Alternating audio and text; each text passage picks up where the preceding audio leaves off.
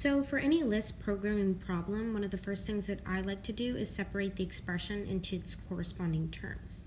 So first we have 2, 3, but even within that we have 3 in parentheses. So that might be important. It's probably not important for this problem because there's only one function, but it's good to get into the practice of doing that. Then we have 4, 5, 6, and within that there's 5, 6, and then finally 7. The next thing that I like to do is number the steps or number the functions that are being operated on the expression. So there's only one, which is car. So what car does is it grabs the first term within the list. So the first term within the list, and this is why breaking it up into its terms is helpful, is just this 2, 3.